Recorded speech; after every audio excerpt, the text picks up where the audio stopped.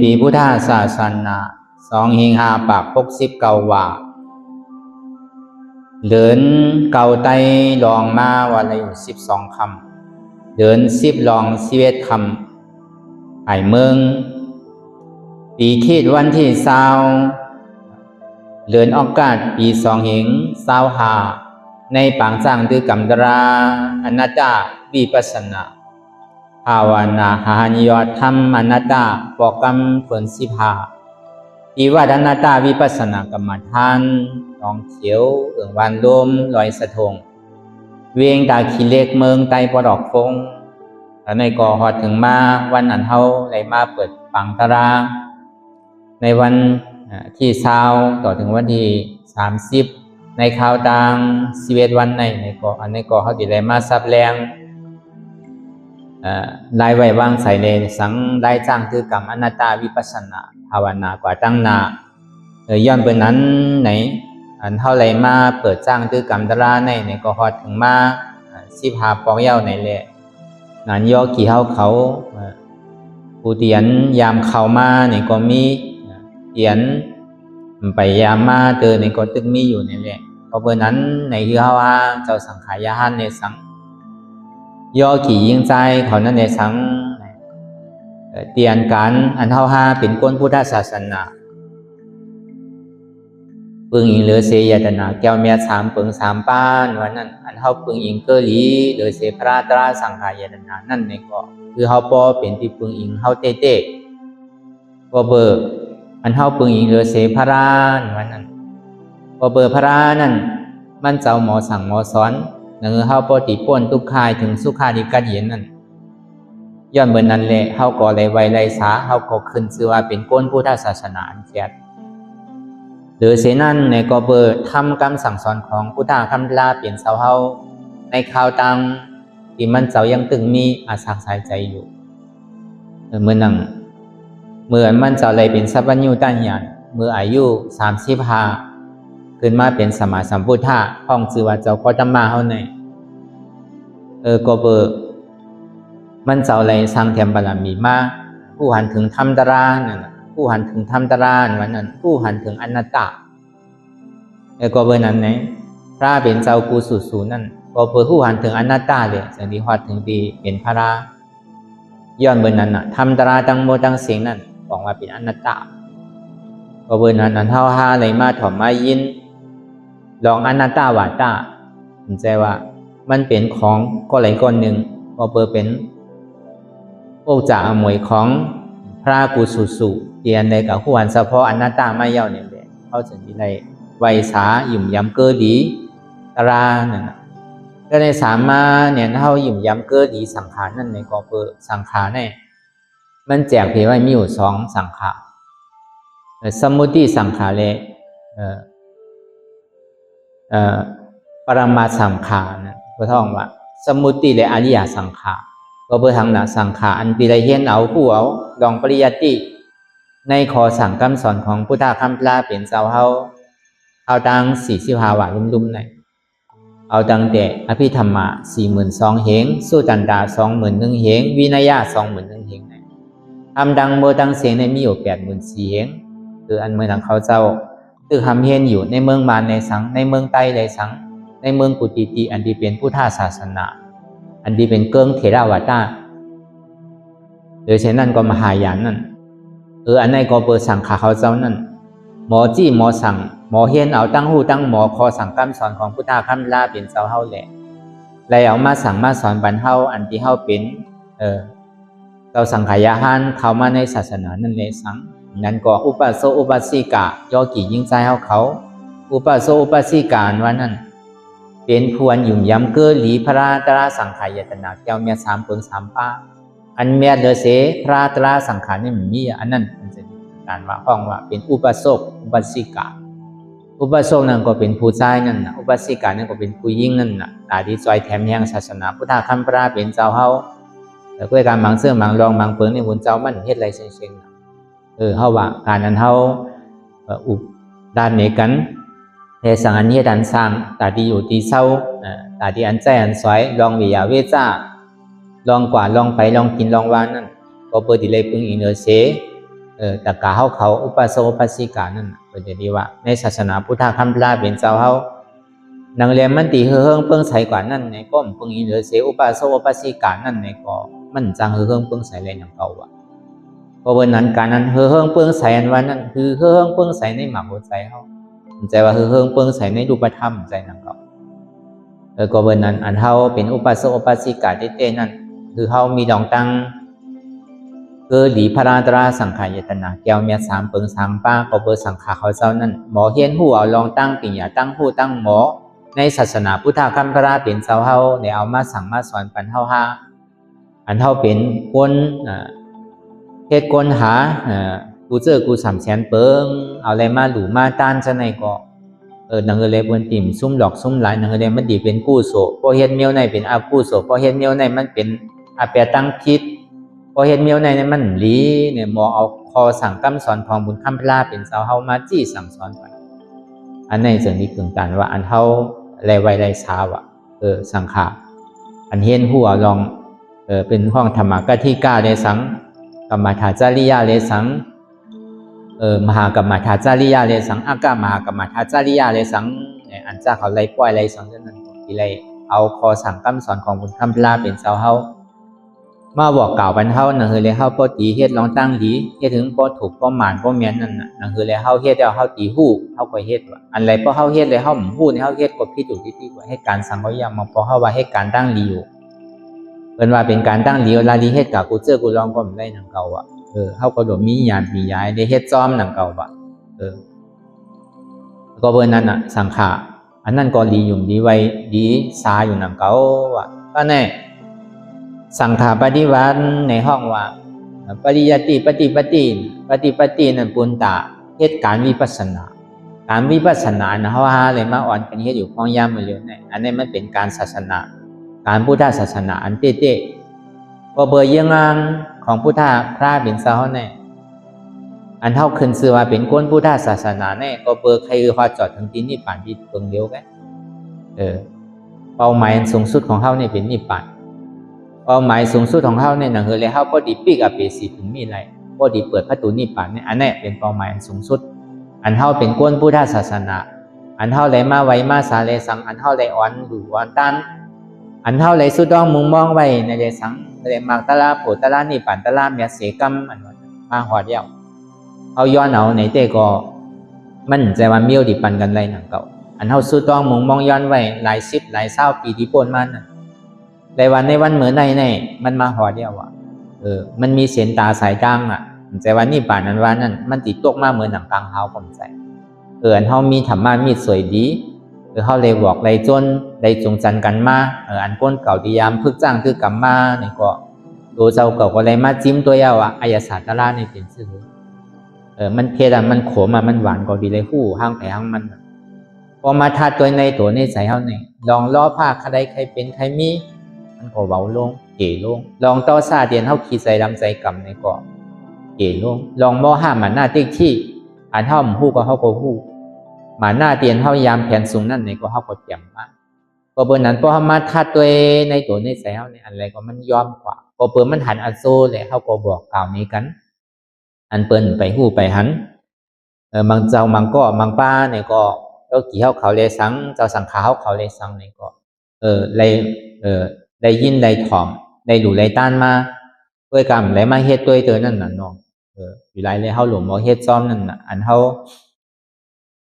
มันเย้านั่นน่ะการเฮ็ดวิยาวิจานั่นสังว่าเฮ็ดไรถึง2เปิงก็แค่นี้การมีวิยาวิจาเฮาก็เลยเฮ็ดกันตะลากลางตัวกลางใจเฮาก็เลยเฮ็ดในก็หาที่ว่ามันมีอ่ะก็เบิ่นนั้นอันเฮาสู้ต้องมุงบ้องได้ติเลยว่าเตรียมทนเอาอันเฮาเลยมาอยู่ในธรรมยงเตียนเฮาติได้จ้างตื้อกรรมกันกว่าในเข้าตั้งชีวิตวันในก็เป็นเสียนตั้งอันสั่งถูกเป็นเป้าหมายอันสูงสุดเตียนเฮาหาติได้มาจ้างตื้อกรรมกว่าเพราะเพิ่นนั้นคือเฮาบ่ฮู้บ่ตื่นไว้อยู่เฉยๆบ่เปิ้นในภาวะจารย์เฮาเลยมาเกิดเป็นคนเนี่ยอายุว่าซาว่ากูก็นี่ก็เลยว่าเขาคึงไปหรือว่าข้าวยามตั้งนานนั้นเฮาดิมีทางก็บ่ฮู้แล้วก็เปิดข้าวยามอันเฮายังตึงมีหว่ามีแฮงเฮายังตึกหูดีตาดียังตึกกว่าอะไรมาอะไรอย่างนั้นอย่าไปไปเขียงไปข้าวไปยำเขาตึกหนุ่มอยู่การก็ไปตัวไปตั้นนั่นเนี่ยก็ห้อมโด เอามาใส่อกใส่ใจเฮานั่นน่ะก็เบอร์นั้นยุ่มย้ำว่าในข่าวต่าง11วันในตะกะเฮาเขาเนี่ยเจ้าสังฆาเฮาเขานี่ก็ที่เป็นก้นนำกัดเป็นก้อนถ้าทัน1ก้อนนำเขาก็เบอร์นั้นคือเฮาฮู้เป้าหมายอันสูงสุดของเฮาอันเฮายุ่มย้ำเกอลีศาสนาพุทธะคำลาเป็นเจ้าแน่มันจึงมีหลองอาจองในอาโจมันเหตุและเงามันมีเหตุก็มีผลกวนเฮาเฮ็ดสังก็มันคะไรเมียหวานกวนปลูกหน้าเฮ็ดหน้าของใครเขาถึงที่เฮ็ดพวกนั้นกล้าขายนั่นเนี่ยก็เปิดใครนำแม่ว่ามันถึงที่เฮ็ด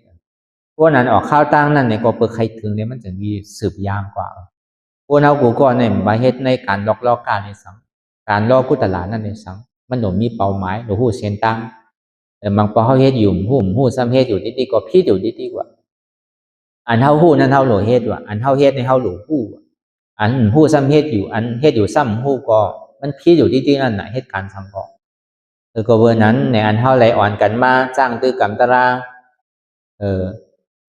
ยาก็เฮาเลยมาเปิดปังตารางแล้วมาเตะจังวัดอนัตตาวิปัสสนากรรมฐานในอนัตตานี่มันเป็นร้อนเป็นแกนในข้อสั่งคำสอนของพุทธะคำลาเป็นเจ้าเฮาได้ฮ้อไว้แจงๆเลี้ยงๆก็เปือว่าในหลวงล้อกล้าหลวงตั้งโมตั้งเสียงเนี่ยเหตุทางเอาอาจ้องตั้งโมตั้งเสียงเนี่ยมันเป็นอัตตาเหตุทุกขาตั้งเสียงเนี่ยเหตุสุขาตั้งเสียงเนี่ยมันเป็นอนัตตาตั้งโมตั้งเสียงมันมีเสียจาตราสีเฟิงเลยอันเฮาถูกที่มาเห็นหูเอาลองอยู่ลองเศร้าลองก่อนลองไปลองปักเปิงเตียนเฮาวางไว้นั่นนี่ก็เบอร์อย่างจอมเส้นตั้งอริยมรรค8เฟิงเอาปิญญาอ่อนโหโทนะปิญญาเรียกว่าศีลสมาธิในปิญญาในห้องว่าสมาธิที่สมาสังกัปปะลองตั้งหันหมันแมนในวนหมันแมนอันนี้เอาปิญญาอ่อนโหอันเฮายามเอาสติสมาธิอ่อนโหมานั่นนี่ก็พาว่างไว้กำนึงก่อนอันเฮายามเฮ็ดยามฮู้ยามพึกยามจ้างตื้อกรรมมาทีไรเนี่ยก็พาว่างไว้กำนึงก่อนบาเป็นก้นใหม่ในก้นเก่าเหมือนเฮาตึกมาพึกใหม่ๆขึ้นเหมือนเฮาตึกเกิดมาวันเหมือนไหนเฮาก็ซ้ำขึ้นดูเริ่มอ่อนกว่าเป็นเงามันกว่าในวันเหมือนในขึ้นเหมือนหนังตึกเกิดใหม่ก็เบิ่นนั้นคือเฮาว่าพอเลยฮู้ลองตั้งยังอันเฮาเป็นคนพุทธศาสนาเนี่ย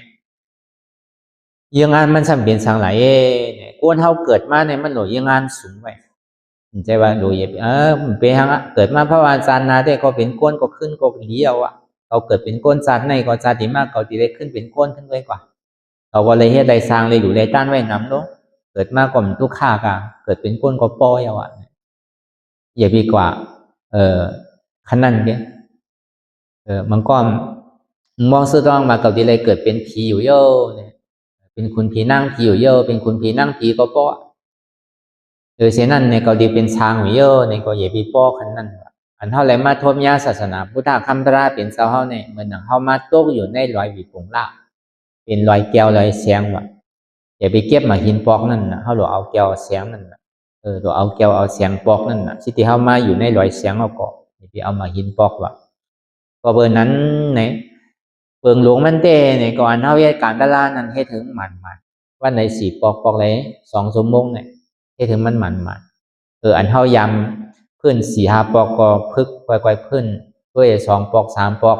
3ปอก2ปอก1ปอกต่อถึงป้อมพื้นก็แค่หาดีว่ามันเหมือนเฮาออกข้าวตั้งอ่ะแซ่พอเฮาอยู่ๆไอ้คืออยู่ที่ๆก็มันถึงอีปอกนั่นน่ะเป้าหมายมันได้ก็เพราะว่ามันเฮ็ดเต้ก็มันก็ถึงเต้นั่นเก่าที่ได้ว่าหยาบผ้านี่ก็มันหยาบนั่นเก่าที่ว่าง่ายห้านี่ก็ห้ำง่ายนั่นเก่าเพราะเฮาเฮ็ดเต้ๆในอันใดก็มันหยาบเพราะเฮาเฮ็ดเต้ๆแต่มันก็ง่ายนั่นเก่าเฮ็ดเต้ๆวันนั้นเฮาอยู่จอมปักเบิ่งเตียนเฮาวางไว้นั่นวันใด4ปอกใด2นาทีได้เพราะอันเฮายำตัวกว่านี่ก็เพราะว่า3วัน4วันมันหมาไม่ยาวนี่ก็เพราะวันที่4เฮาใครตัวก็ตัวกว่าจังที่เอาไว้10 ชั่วโมงเนี่ยวันที่4 5 6นั่นก็วันที่7 8นี่ที่เอา12เนี่ย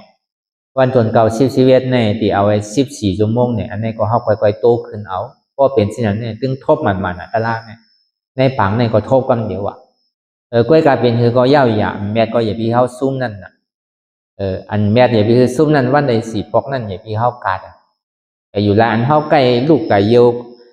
ลูกพายเว้าพายนักซะแน่เพราะเมื่อเฮานั่งนั่นน่ะเฮาหลบพึกไว้เฮาหลบพายเว้ามั่วๆได้ก่อนเพราะเฮาสินั่งเนี่ยเฮาอย่าไปใกล้กินน้ำเพราะกินน้ำกำๆไข่ลูกติดๆมันสิเสียตะลาวมันเหมือนเฮาสืบข้าวตังเพรา อหาที่ถึงว่าทำบอกขึ้นที่เงินน่ะใส่เฮาก็มันนิ่มตัวเฮาก็มันนิ่มไรก็เบอร์นั้นเปิงมันในก็พอเฮาใกล้เป็นก้นภายเว้าติ๊กๆเนี่ยก็เฮาบ่หลงกินน้ำก็เฮือพอยาวได้ให้กินคือเขากินเพื่อการเมินเฮาที่นั่งนั่นเฮาอย่ามีกินเพราะมันกินได้ดีเพราะเฮาที่เข้าตลาดนี่ก็เฮาก็ภายเว้าภายมันเป็นอาจารย์เป็นนั่นน่ะเนาะเพราะมันเป็นนั้นเนี่ยพอเฮามากินเนี่ยพอเฮามานั่งก็กำให้ลูกติ๊กๆก็พอกินนำก็อันนี้ก็มันเป็นบุญตานเฮาตีฝึกตัวฝึกใจเฮาเคยหนังเขาอันนี้ก็คือเฮาพอฮู้คือเฮาพอป้องแสงแรงใส่ไว้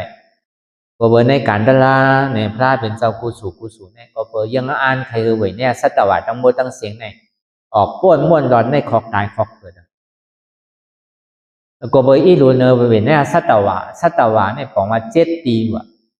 แต่ว่าเฮาหันเป็นสัตว์เป็นโวเป็นกายเป็นมาเป็นแมวแล้วเฮาห้องว่าสัตว์ใช่สัตวะนี่มันมี7สัตวะตั้งนอกใดตั้งในนั่นสัตวะตั้งนอกกันว่านั่นตุกติปุง4สุกติปุง2อทุคามาสุขาปุง1เป็น7ตุกติปุง4นี่เป็นหังละสัตเรสันเปตาอสุรกายนาลายอันนี้เป็นตุกติปุง4ว่ะสุกติปุง2นั่นดูในเมืองโคงกลาง1เมืองผี6โคงอันนี้เป็น2ก็เป็น6อทุคามาสุขานั่นเป็นหลูป้าเป็น7ดีพอเฮาย่ำไปไล่มากตลาผู้ตลาเนี่ยมันดีอยู่ซ่อมที่ไหนพอให้ตึกเป็นกวนผู้ทุศนอยู่เลยสังผู้ทุศนาอยู่เลยสังตึกเป็นเพียนเป็นผู้ทุศนาอยู่นั่นเลยสังตึกเป็นสังดูป้าที่เป็นผู้ทุศนาอยู่นั่นเลยสังก็ตายก็ช่างดีอะไรขึ้นมาเกิดขึ้นที่ที่ละกวนในตายอยู่ปากก็เห็นก็หมื่นก็แสนก็ตาดีปอกขึ้นเป็นกวนในมี1ก็อีก็เหมือนนั้นเก่าตายอยู่ปากก็เห็นก็หมื่นก็แสนก็ตาดีปอกขึ้นมาเป็นกวนมี1ก็เดือเสียนั่นกว่าเป็น10ผมนี่ช้างในก็เหมือนนั้นเก่าตายอยู่ปากก็เห็นก็หมื่นก็ตาดีขึ้นเกิดเป็นก้นมี1ก็เดือเสียนั่นแน่ปอกขึ้นเป็น10ผมนี่ก็เปอคอสังกัมสอนเดียว่ามาในนี่มันเป็นพระเป็นเช้าเป็นพ่อฮอเป็นก็ทำเทศนาไว้กำเดียวก็เบอร์นั้นเนี่ยอันถ้าว่าเกิดมาเป็นก้นเนี่ยแต่ว่ากลางดีเลยเป็นเสียงอย่าไปกับควายพีเขาอย่าไปกับควายช้างเขาพีเขาช้างเขายังควายก้นเท่ากันอันเป็นบางมีหลีเป็นได้สังก็อย่าไปกับควายเป็นอันเขาหลีเฮ็ดอยู่พ่องย่ามเมื่อเหลียวในเองการลักษณะเขาก็เจมโทนเนี่ยเขาก็เกิดมาเป็นก้นเนี่ยพอเขาเฮ็ดแต่ก็อันว่ามันถึงเนี่ยมันเป็นอะไรได้มันมีเพราะเบอร์นั้นเขาเกิดมาเป็นก้นนั้นเป้าหมายอันสูงสุดของเขานั้นเขาหรือมีเป้าหมายของเขาเนี่ยเป็นนิพพานเนี่ยเติกมันในป้อมไรนิพพานเนี่ยก็มันก็ดีเป็นช้างเพราะมีเปรียบเป้าหมายสูงสุดเนี่ยพอสุดต้องมาให้ขึ้นเกิดเป็นก้นเนี่ยเพราะมันเป็นโน่นที่ให้ดูละโหมันเป็นเขาซ้ำสุดต้องเป็นผีเนี่ยเขาซ้ำเหตุการณ์ด่าเป็นผีด้วยก็ในเขาซ้ำสุดต้องใครเป็นช้างเนี่ยเขาซ้ำเหตุการณ์ด่าเป็นช้างว่าเป็นนั้นก็มันเป็นอะไรน่ะก็บนนั้นตาที่เกิดขึ้นเกิดเป็นผีเป็นช้างเนี่ยมันใจของง่ายๆด้วยการตาที่เป็นอริยะเนี่ยมันง่ายเพราะเขาหยุ่มยำขันธาเปิงเป็นอนัตตาก็เป็นอริยะเพราะมีอัตตาก็อริยะเนี่ยโสดาปฏิมาโสดาปฏิโผนี่เกิดขึ้นตั้งเดียวก็เบอร์นั้นเขาหลงหมอจุนหมอพาวังอัตตาที่ในวิจิกิจฉาในกิเลส10ตัวนั้นอันเงาหักมันได้เต้ในเป็นอัตตาที่ในวิจิกิจฉา2ตัวอันนี้เป็นเงาอจองมันได้เต้อันนี้ก็เขาหลงหันหูหลงหูกว่าเบอร์ทางในเพราะว่าเขาถึงขิงขาเข้าย่ำเขาหนังตะลานเนี่ยก็เขาดีซับแรงกับกาเวลองยุบนำขันธะอันเท่าที่ได้หมอไว้ว่างใส่ซื้ออันนี้ก็เป็นตอนการเปลี่ยนเท่าที่ได้มาซับแรงอันแห้งตัวแห้งใสอย่าไปไหว้กาขันเจ้าเก่าในแจ่มก้นตีอย่าไปถังเรียกเจ้าเก่าก้นตีการเรียนถังเรียกเจ้าเก่านั่นมันบ่ดีก็เพื่อทำในเขาก็มีขามีมือเหมือนเพื่อนอยู่มีโหมีขามีมือเหมือนกันหูก็ดีตาก็ดีขาก็ดีมือก็ดีตัวก็ดีเพื่อนก็เป็นก้นเขาก็เป็นก้นในหนังเก่าอันว่าพี่ว่ายอมมาเป็นผู้ยิ่งผู้ชายเนี่ยมันเป็นพี่เงียบมันหมดเนี่ยทีแต่มันมีตัวและมีใจเหมือนกันคนท่องว่าอันดีว่ามาเมื่อเจ้าในสัตวะ7อีกก็ในสัตวะในตัวเขาในเป็น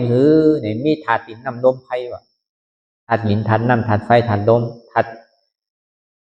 ดินนั่นก็นักไงแข็งไงโอเนี่ยอ่อนเนี่ยมีกันกูก็อันไฟนั่นก็กำไม่กำก้าใดกำอุ่นเนี่ยกำหนาวอันในธาตุไฟธาตุน้ำก็ก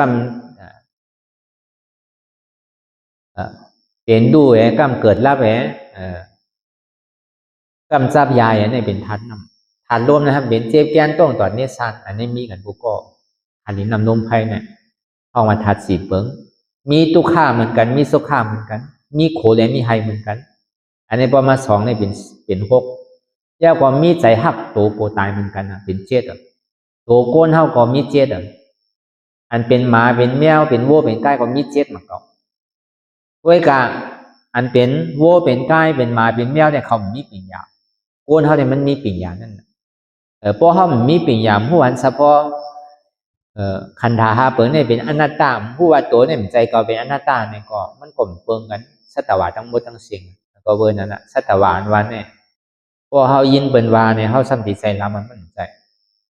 อีก็เป็นสัตวะช้างก็เป็นสัตวะในสัตวะทั้งหมดทั้งสิ่งเนี่ยเป็นตัวสัตวะทั้งสิ่งก็เบอร์นั้นนะเขาดูในทางนำกัดเจ้าเก่าดูในยุ่งยามตั้งนำกัดเจ้าเก่าอันเขายังกวาดอะไรก็เขาหลวกวาดอะไรอันเขายังเฮ็ดอะไรก็เขาหลวกเฮ็ดอะไรในจัวอาสาเขาในเขาเลยมาทมยาศาสนาพุทธคำลาเป็นเจ้าในมันต่อง่ายๆทางเก่าแต่เรียนมาทมมายานั่นถ้าในเขาเลยมาทมมายาเย้าเนี่ยก็เขาก็ดูผู้เป้าหมายสูงสุดลาเป็นเจ้าเขาสื่อเต้ๆเคยไว้เนี่ยสัตวะนั่นเป็นสื่อเต้ๆเนี่ยก็อยู่ไรเลยว่าพระเป็นเจ้าวันวันสุดไรป้าไหนเกิดมาเนี่ยใจว่าคือโก้เนี่ยก็ขึ้นกับเกิดเป็นผีเป็นช้างใจใครคือผีเนี่ยซ้ำขึ้นกับเกิดขึ้นเป็นผีก็ไม่ใจใครคือช้างเนี่ยซ้ำขึ้นกับเกิดขึ้นเป็นช้างก็ไม่ใจถ้าเป็นเจ้าเนี่ยหนังเรือป้อมไปหอจอดถึงที่นี่ป่านวิกัดเย็นอันวันนั้นโก้เขาเนี่ยมันดีตุกข่าวที่ดีต้องว่าสัพเพสังขาระอันนี้จ่าสังขาระตั้งเมื่อตั้งเสียงเนี่ยมันกึ้มว่าอย่าไปกัดทางใหญ่ทางสังอ่ะกูเจอกูลองตัวเขานั่นก็เหมือนนั้นนั่นก็ป้นขิงป้นข้าวป้นยามมาต่อถึงพ้องยามมาเหลียวในอายุอาซาเขาก่อนนำขึ้นมาลองตั้งเรียกลายค่ายก็เป็นมากูมือกูวันใครเท่าก็เท่ามาใครเป็นก็เป็นมาใครตายก็มันตึงตีไรตายมันเกิดมากกว่าผู้ว่าตีไรตายอันนี้เป็นห้องว่าสังขาระเนี่ยมันกึมว่าสังขาระเนี่ยมันเป็นทุกข้าเนี่ยตั้งแต่เท่าความมาต่อถึงพ้องยามมาเหลียวในพอมาวนทัดสามตัวเปลี่ยนเท่าผ่านตั้งแต่เท่าความมาต่อถึงพ้องย่ำเนื้อเดี๋ยวเนี่ยมันเป็นทุกข้าร้อนๆอันสุขานี่มันบ่มีมันเก๋น่ะแล้วก็เบอร์นั้นเขาเลยมายุบนำขันธาเนี่ยมีกับของทุกข้าเลยสัพเพสังขารานาตาเนี่ยสังขาราตั้งโมตั้งเสียงเนี่ยห้อมจังกับอุปเปิงพ้องมันได้ใครเท่าก็เท่าใครเป็นก็เป็นใครตายก็ตีเลยตายก็เบอร์นั้นในตื่นตาข้าวยามเปลี่ยนเขายังตึงมีหวามีแห้งยังตึงหูดีตาดียังตึงเฮ็ดอะไรอยู่นั่นในเกาะการมีการทอดการแมทการอันตาที่อ่อนเข้าป้นลองตั้งทุกข้าอย่าปึกคันใส่อันว่าในก้นเอากูก้อนในก้อนอะไรก็ใครป้นลองตั้งทุกข้าเนี่ยโดยการไล่ป้นเขาเนี่ยมันเหมือนไล่พระราชอนอันเขาป้นทุกข้าเนี่ยเขาป้นดีอยู่ที่ยามคือได้ไม่อยู่ที่อันซ้ำสาเพราะมาอยู่ที่ซ้ำสาซ้ำหนูเข้โดเขียงกันน่ะเปิ้นมีกาก็เขาใครมีกาเปิ้นมีเฮินก็เขาใครมีเฮินเปิ้นมีเงินเท่าก็ใครมีเงินเปิ้นมีสังก็เฮาใครมีเหมือนนั้นน่ะปอยเอา5ซ้ำปอซ้ำอะไรอยู่ติ๊กอันนั้นมันเป็นรองตั้งไปทุกข้าใครสุขากัดเย็นก้วยกาใครสุขากัดเย็นเนี่ยมันสุขาโตสุขาโตแก้วโตข้าวกันน่ะมันสุขาเตการเรียนเฮาสุขามีนั่นก่อนมือมันติสุขาเนี่ยมันก็ทุกข้าไว้อย่างตั้งก้วยกามันเหมือนมีเหมือนอิ่มเหมือนเติบสุขามีนั่นมันเป็นตัณหาเป็นล้อผ้าขยักใครเป็นใครมีเมื่ออิ่มเมื่อเติบมีเมื่อเย้าเมื่อสดเมื่อเสียงทุกข้าที่พุทธคำลาเป็นเจ้าเฮาบอกกล่าวนี้ในก็เบื่อเท่าไรมายุบนำขันธานี่เป็นกองทุกข้าลงอัตตานอกและอัตตาในเนี่ยเป็นเหตุทุกข้าทั้งสิ่งอัตตานอกในเป็นเก่าเป็นเก่ามีอัตตาในซ้ำมีเก่าเป็นก้นใจเก่าเป็นก้นยิ่งเก่าเป็นหุ่นเจ้าเก่าเป็นผู้เก็บผู้ก้างเก่าเป็นนุ่งกระท่าก็เป็นขุนวันขุนเมืองก็เป็นขุนผีขุนสางเขามีเงินมีคำเขามีเจอมีเคอเขามีปีมีนอกเขาเฮ็ดเขาสร้างเขาเตะไว้มาในวันในเมืองได้มาในเมืองผีเมืองสางคนก็ในมีโหเก่ามีขาเก่ามีมือเก่ามีตัวเก่ามีใจเก่ามีเจ็บเก่าอันเสน่ห์เป็นทุกข์อันเท่าไรมากเกิดมาเท่ามาเป็นมาตายมาได้ทุกข์เวทนาขันธ์ขันธ์ใจในเป็นทุกข์เสียใจเหตุที่ให้เขาเป็นทุกข์ในก็เพราะเขามีลองตั้งอยู่มาเป็นลูกเก่าล้านเก่าโผเก่าเมียเก่า เคินเก่าโอ้จากโก้ของเงินคำเยตนาของเก่าเนี่ยก็ในพอถึงที่มือเขาตายก่อนในอันใดก่อนกว่าซ้ำเฮาไหนอันเท่าว่าเป็นของเขาเนี่ยมีไผกว่าซ้ำเฮาอย่างนี้เจอหรอกจองมันเป็นของเก่าเต้ว่ามันเป็นเดอเสตั้งยีเลตั้งซ่านั่นน่ะมันดีกว่าซ้ำเฮาเฮ็ดดีกว่าเฮาติได้ดีเฮาเฮ็ดให้กว่าเฮาติได้ให้ด้วยการที่ว่ามานั่นมันยังตึกจอมกรรมมันตึกกว่าจอมกรรมอันเฮามาเฮ็ดอยู่เพราะยามเดี๋ยวเนี่ยมันอยู่เหนือกรรมทั้งสิ้นอันอยู่เหนือกรรมทั้งสิ้นในห้องว่าสังละห้องว่าล้อกุตลาล้อกุตลาเนี่ยมันอยู่เหนือกรรมทั้งสิ้นอันเฮามาเฮ็ดการตลาดอยู่เพราะยามเหมือนเดี๋ยวเนี่ย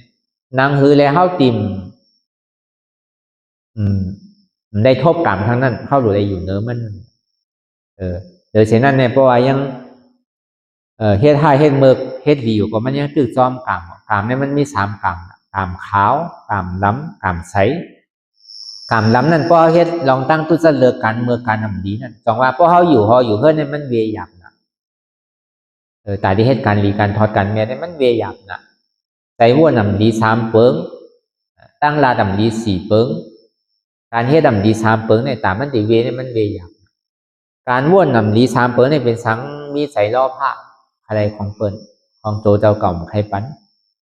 คือถูกซ้ำขายกาเช่นนี้ก็เป็นล้อผ้าของเขา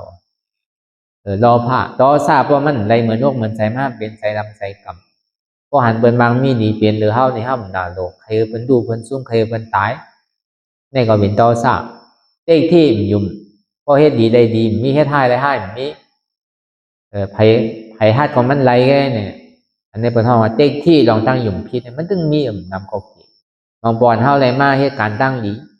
ตั้งแต่เฮาความมาปอเมเฮาอ่อนโหกันมาเขาวัดเขาว่าที่ไหนประเทศตะลาเฮาก็กว่ากูตีกูตั้งที่ไหนประเทศตั้งดีเฮาก็กว่า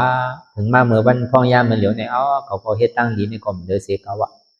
ที่ไหนเปิ้นดูเปิ้นต้านมาเนี่ยเขาบ่กว่าจอดกว่าเจียวย่ำไปในดีเฮ็ดดีคือก็เปิ้นยังตึกว่าให้เฮ็ดดีคือก็อันใดก็เหมือนใสอันนี้ก็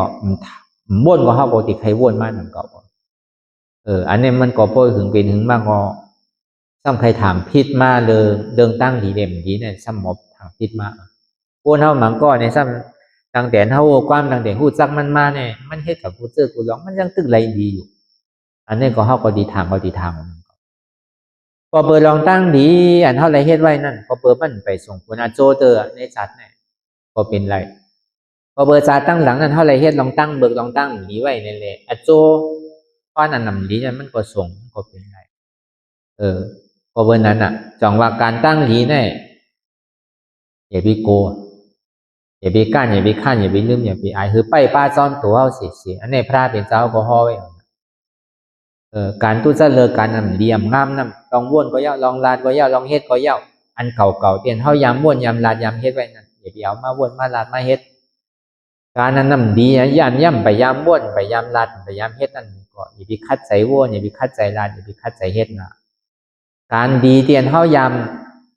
ว่นไว้ได้สังยามลาดไว้ได้สังยามเฮ็ดไว้นั่นได้สังนี่คือไปป้าซ้อมตัวเฮาเสียก็ในการตั้งดีใหม่เตียนเฮายามไปยามว่นยามลาดยามเฮ็ดนั่นคัดใจเฮ็ดมันไรแน่อันเฮาไม่เฮ็ดอยู่ห้องยามมันอยู่เนี่ยมันเป็นการใหม่เฮาไปยามเฮ็ดปอกไปยามฮอดไปยามถึงนี่ปอกพอเฮายามเฮ็ดยามฮอดยามถึงแล้วนี่ก็เฮามาทบยากันเอาพอเขาเป็นซอดาบานนี่ก็ขึ้นกว่าอยู่เมืองผีเขาปอกขึ้นมาเมืองโกนเนี่ยว่ะ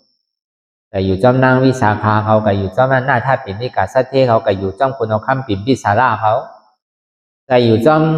กนเมืองสาวัตถีเขาก็อยู่ที่นั้นหมดแล้วอยู่เมืองผีเสียงก็เบอร์ห้อมไปยามเฮ็ดเขาก็ยังตึงมีตึกข้างไว้อยู่ใช่ไหม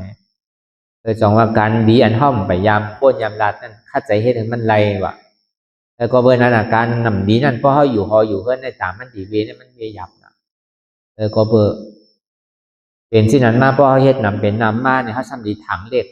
ลองตั้งหลีแบบเฮ็ดสังก็เฮ็ดกว่าที่ก็ยาวเฮ็ดตั้งดีก็เฮ็ดหลีก่อนในดี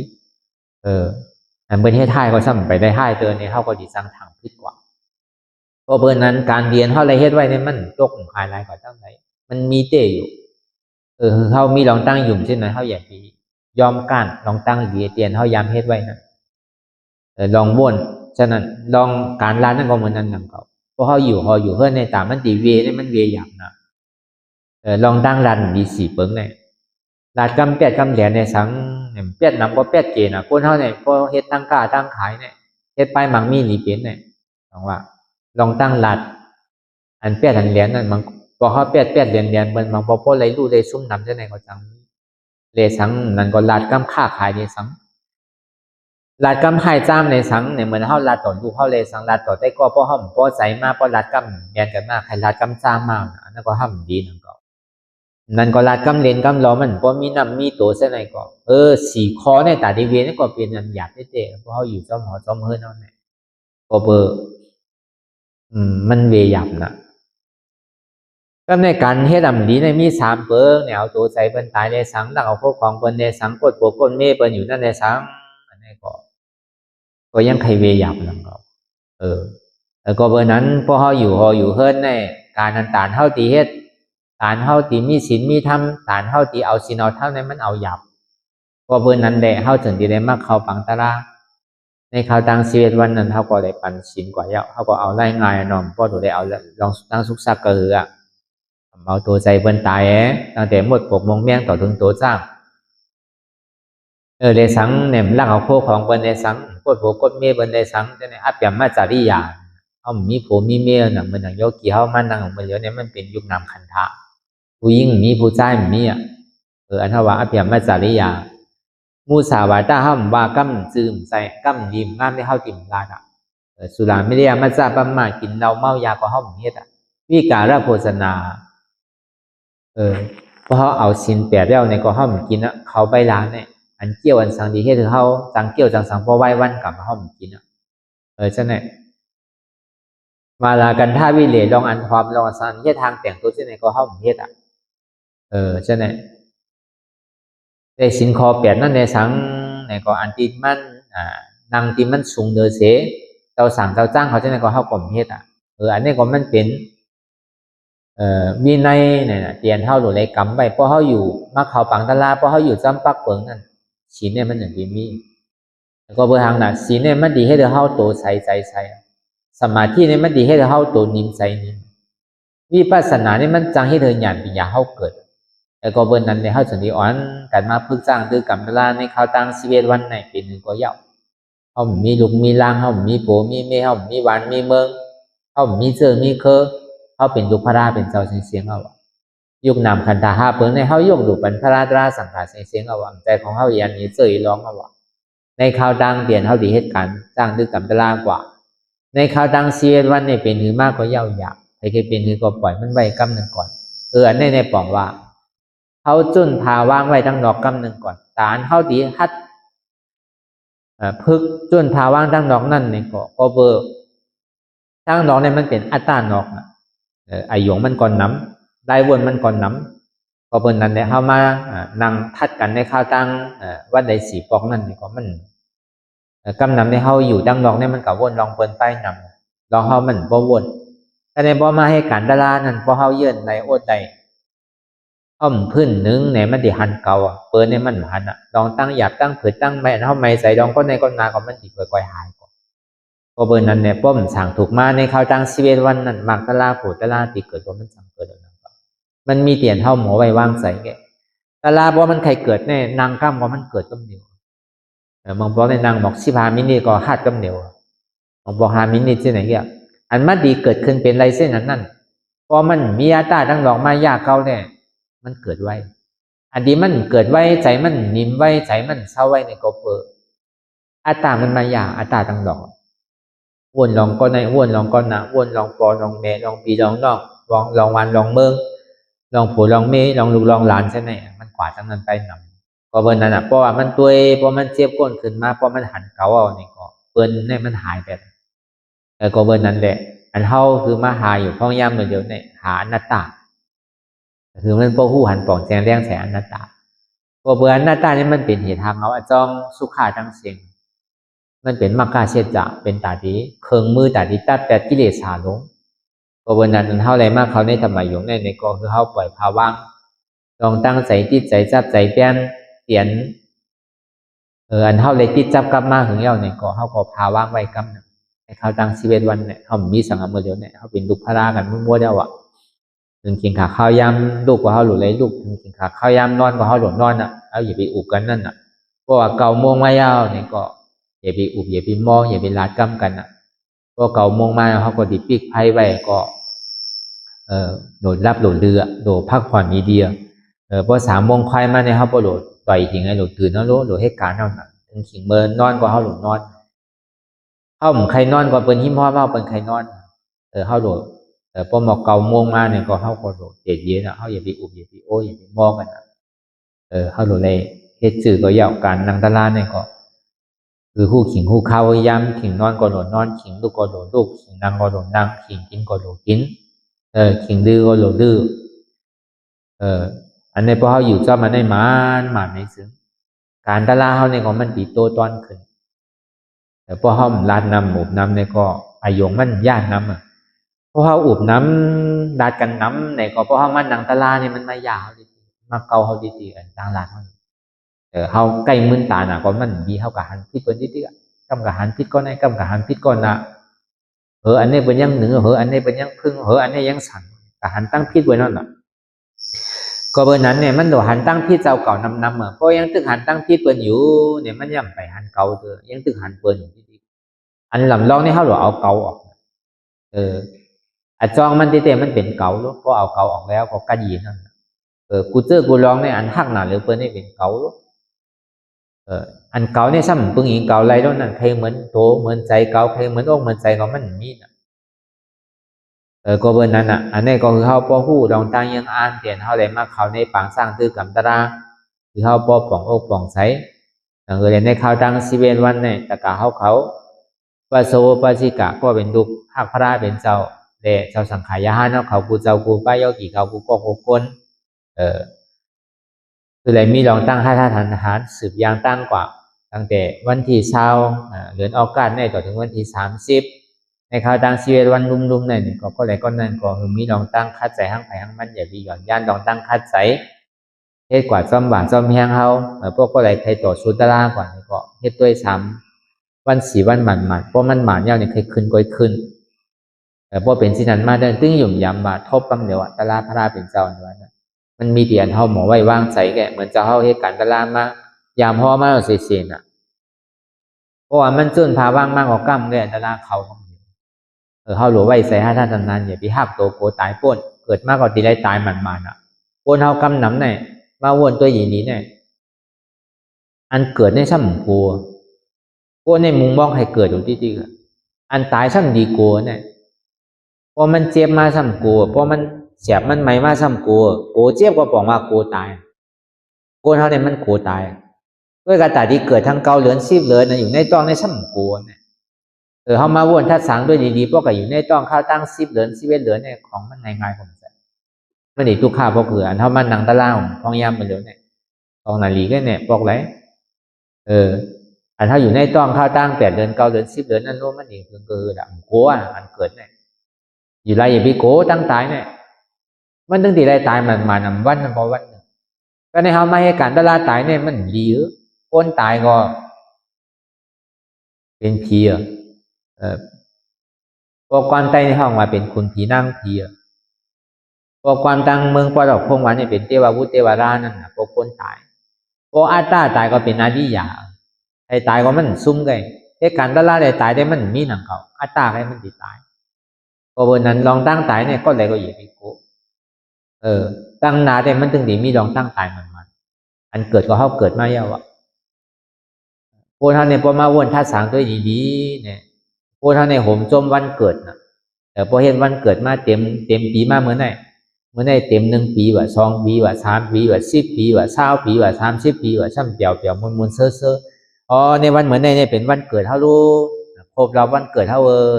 ซ้ำจนกันเปี่ยวมวนเซ่อเนี่ยบอกว่าผมจมหับวันเกิดวันเพื่อกับพ่อเจ็บพ่อก้นพ่อขึ้นพ่อเหมยพ่อแกนมาหัวเจ็บต้องไข่เอวเจ็บทำกลัวก็ไหนเปิดห้องว่า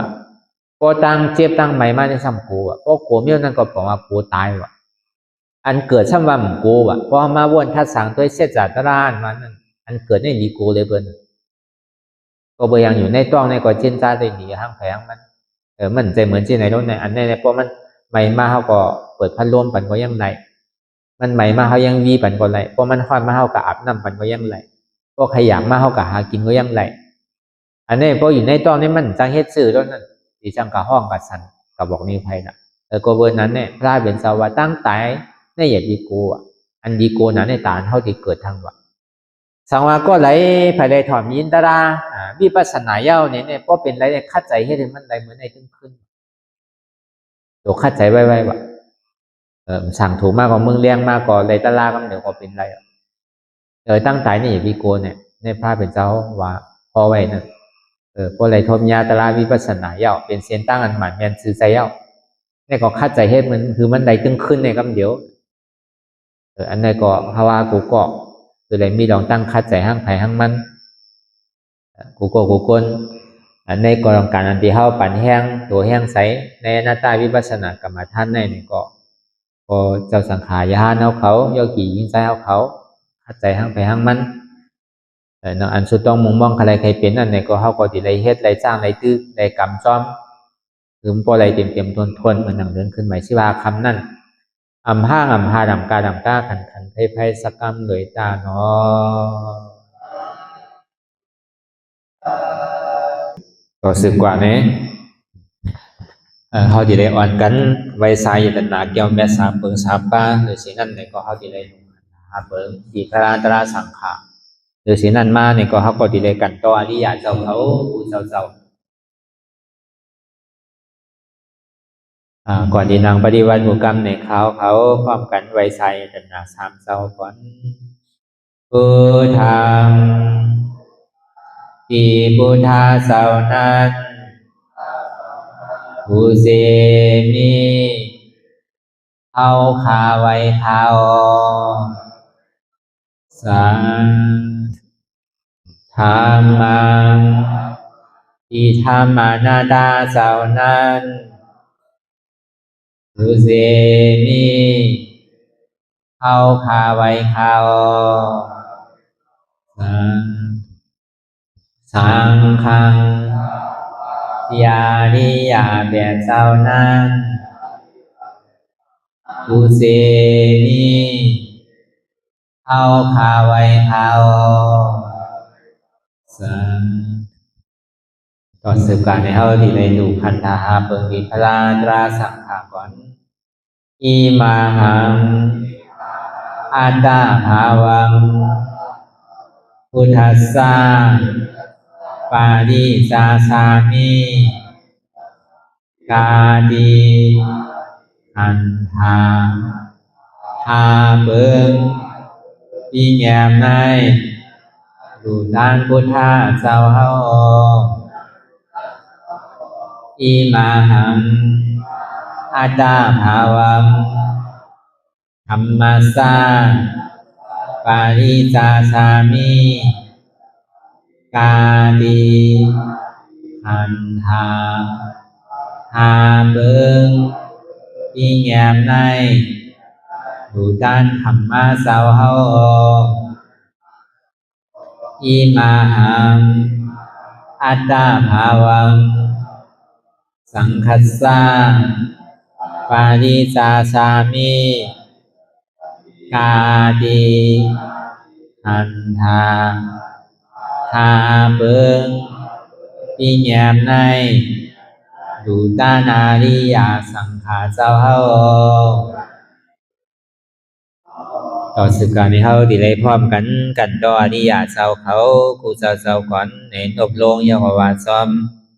อริยะเจ้ากูเจ้าค่ะในยามมือไหลก็ดีอันข้าวมูเสเลตั้งกามลงสามเปิงไหลวนทิศไหลลาทิศไหลเหตุทิศมาเสนั้นแคนดอกปวดปล่อยวางความปั่นข้าวเขาอย่าให้เป็นอันตรายลงอันเหตุดาบมาโคนิปานนั้นสกรรมดีคานอ สาธุสาธุสาธุ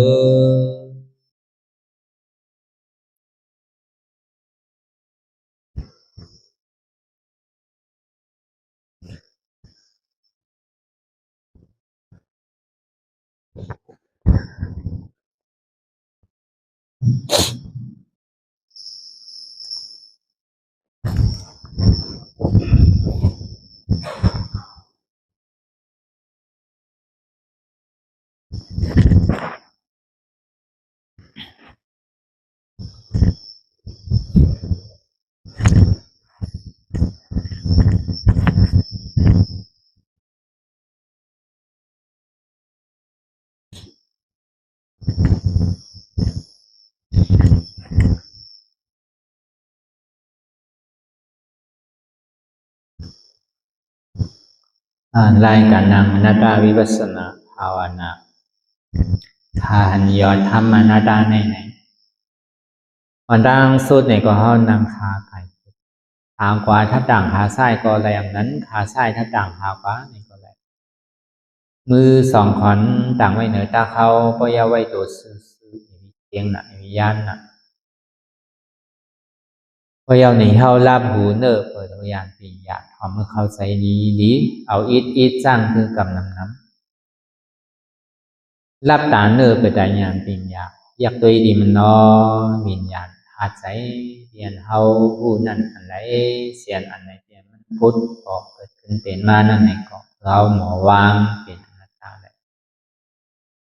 อ่อนดาวไปหันเจ็บไปหันทุกข้าไปป่องแสงแรงใส่เนื้อหน้าตาในก่อนตัวดีร่มที่ใส่เขาอ่อนดังที่ใส่เขายาวที่ใส่เขายาวที่ใส่เขาลึกที่ใส่เขาลึกเขาเกิดออกตายเขาเป็นออกรูปปองเกิดแบบตาย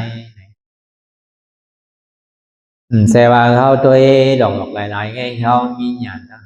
ใจญาณทั้งวนสื่อใส่อันสะพอที่มันนำอุปไปเที่ยวต่อไปที่ไหนมีอะไรพองหลังในที่เป็นเฮามีเฮาเตียนเฮาเปิ่งพองงำอะไรในป้นปีป้นเดือนป้นวันมาต่อถึงพองยามเมื่อเดียวใครเท่าก็เท่ามากใครเป็นก็เป็นมากใครตายก็จะได้ตาย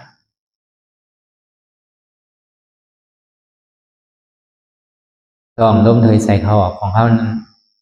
ย่ำอุบเบิ่งแหละเขาใหญ่ไปออกขึ้นกว่าว่าอะไรออกใหญ่ไปเขาขึ้นดูในกว่าว่าอะไรป้องใหญ่ไปเวียบในกว่าว่าอะไรเวียบใหญ่ไปป้องขึ้นดูในกว่าว่าอะไรอันเฮาตัวซึ่งนั้นนั่นนี่ก็เอาหยาดไปเฮาผู้หันกันซ้อมมันซ้อมแต่ว่าตัวปัดมองไปคือเฮามีดองตั้งหันมันแม่ดองตั้งวนมันแม่ซ้อมในส่วนนี้เขาเป็นปีอ่อนโหพอตัวคือมันบ่สุดกว่าในมันเป็นสติอ่อนโหมันก็เป็นสมาธิเพียงนั้นใช่ไหมมันใจเป็นปียาวเป็นเท่ามาพึ่งกันอยู่เมื่อเดียวนี้มันเป็นปียาวเนี่ยหันสภาวะเปิงเตะเห็นมันเป็นอยู่ภาวะเปิงเตะเนี่ยตั้งแต่โหถึงตีนถึงโหเนี่ยผู้เปิงอะไรอันนี่เดมันใครเข้าวันปลอดแสงแรงแสงว่าตัวในก็อ่ำใจเขานัตตาดูป้าขันธะอันนัตตาในข้อที่หนึ่งพอเขาตัวดีโตเนี่ยก็เขาในทำมีลองตั้งอยู่มาเป็นตัวเก่าดีแต่มันใส่เพราะมันเป็นตัวเขาเนี่ยอย่างนี้มันเทาอย่างนี้มันเป็นถึงเพลงเรียงกันเชียงอย่างนี้มันโกนมันขึ้นก็เปิดมันใจนั่นแหละคือว่าตัวในก็อ่ำใจเก่าอันนั้นพอเขาผู้หวานป่องแสงแรงใส่ซึ่งนั้นอย่างจุดนั้นอัตถาวังนั้นอันเท่าหมหัดนั้นพอมันเจ็บมาเนี่ยเขาซ้ำให้ขึ้นใครหนึ่งหนูใช่ไหมก็เปิดหังก็เปิดเขาอยู่มาเป็นตัวเก่าขาเขาเจ็บลูแอวเขาเจ็บลูขาเขาขึ้นลูแอวเขาขึ้นนู่นแต่ก็เปิดเขาอยู่พิษอยู่มามีดีเต้มันมีนั่นคือเขาพอดีอยู่เต้ว่ามันมีวันนี้ก็เขามาพึ่งพอมันมีเนี่ยมันโดดสั่งอะไรก็พอมันขึ้นเมยแก้มมันเนี่ยหายก็เดียวได้ที่ไปขึ้นเนี่ยหรือว่าอะไรก็พอวันนั้นเนี่ยข้อดีหนึ่งในเนี่ยก็เขาวนทัดด้วยตัวอ๋อตัวเนี่ยใส่เก่าเจ๊มันเป็นอนัตตา หน้าตาในป่องว่ามันใจของเก่าของอุปเปิงแหละถ้าในสองมาในอยู่ใจพ่งใจบิววนตึกวนเหลือเป็นเรื่องเป็นราวมันมิดหยับขั้นขั้นขานใจใจซ่าใจอ่ำดีวนตั้งหลังป่องตั้งนากำปยากรมวนสังก็ในมันมาที่ใส่เนี่ยป่องว่าพอมันมาตีโตก็ป่องว่าตลาเนี่ยมันมาหนีตีโตพอมันไปเจ็บเนี่ยมาตีใส่พอมาตีใส่ในตลาดทำมันหนีตีใส่ก็ในเขาก็ตัวใส่เดียมันโป่งผิวปากกาวางกาเป็นอ๋อมาเดี๋ยวเนี่ยใส่เขาในยังตึกวนลองตั้งหลังอยู่เนาะเมื่อเดี๋ยวเนี่ยใส่เขายังตึกวนลองตั้งนาอยู่เนาะเมื่อเดี๋ยวเนี่ยมันวนซ้ำเนาะนี่ก็หู้หันตันซอมกินมันเปลี่ยนใจว่าวนในลาลีวนกว่าที่ติดความตั้งหลังบนมานั่นมันบ่สุดเสียงเย้านะมันจะเอาขึ้นไหลเอาว่าเขาจะสั่งไว้ก็เย้าเหมือนเมื่อว่าเลยสั่งเมื่อเจ้าเลยสั่งมันเย้าที่เอาขึ้นมาเลยซื้อมันเหมือนคนถ่ายกันนั่นก็วนตรงตั้งหลังนั่นมันเอาขึ้นไหลเอาก็ในพวกเขากับวนลองตั้งนานนั่นนี่ก็เหมือนคนตึงนอนหลับเลยเมื่อฟุกเมื่อฮือมาดิเป็นซ้ำพูดอะไรก็มีใครพูดอะไรเมื่อฟุกมาเมื่อฮือมาก็เบอร์นั้นตั้งนาเจนเขาวนอยู่ในเต้นใจอยู่ในเหมือนคนนอนหลับไปพอเขามึนตามมาก็มีสังเกตก็เนี่ยเขาหันอยู่บ้วนอยู่หันนั่นเหมือนคนตาบอดเหมือนเขานั้นรับตาหายพ้องย่ามือเหลียวนี่อะไรก็ซ้ำหันบางบอกหันอยู่เขาก็ซ้ำบ้วนจอมนั่นมันเหมือนคนตาบอดก็เนี่ยมันบ้วนกว่ากาวางการเปลี่ยนนั่นดูมีขอบมีเนียนกำมวนลองแต่กำมวนลองเหนือกำมาลองตั้งหลังตั้งหน้า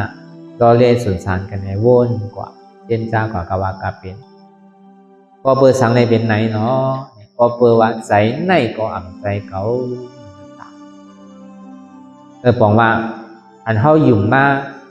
ตั้งแต่เขากรรมมาเขาตึกว่าเป็นตัวเขาใจเขาดิก็ในเขาสมหาอันเต้ที่มันใจเต้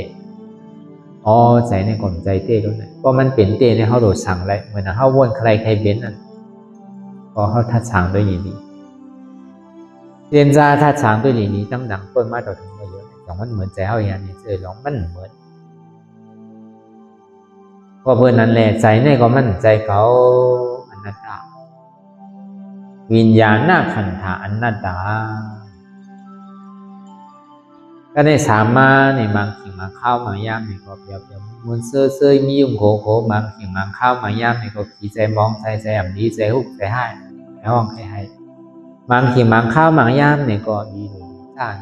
ธรรมดาของโลกล้อก้านั้นมันเจอกันมวลอันเปลี่ยนเซ่อมันปวนทุกข้าว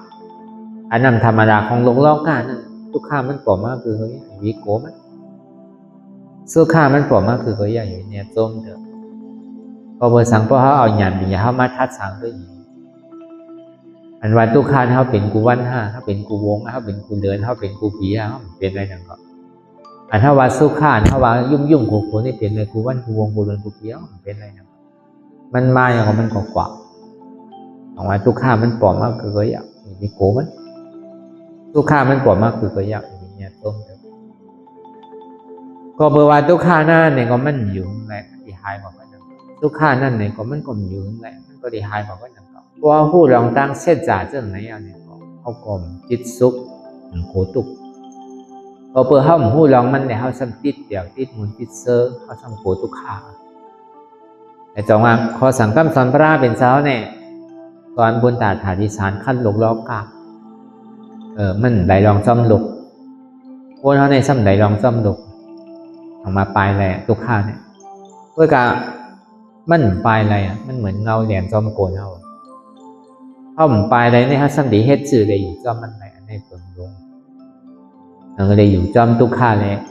ติ่มโกทุกข้าอยู่ซ่อมสุข้าในติ่มติดมันหนังเลยน้ำเลยน้ำมันอยู่ซ่อมกันอยู่ด้วยกันมันติดอันนี้เขาติดเลยเพื่อเค้นหู้อยู่ซ่อมมันนะพอเบอร์หางเข้าไปมันอะไรเนี่ยมันเงาเรียนต้องคนเข้าที่ทุกข้าเนี่ยพอหูร้องมันยาวนี่ได้ก็มันกลัวมันเจ็บมันก้นขึ้นไม่มากก็พอห้องกลัวก็ห่มจมแต่ที่ห้ามันแล้วสิเจ็บในกลมใจเก่าอนัตตาเวทนาหน้าขันธาอนัตตาเจ็บใจเก่าในเวอนัตตา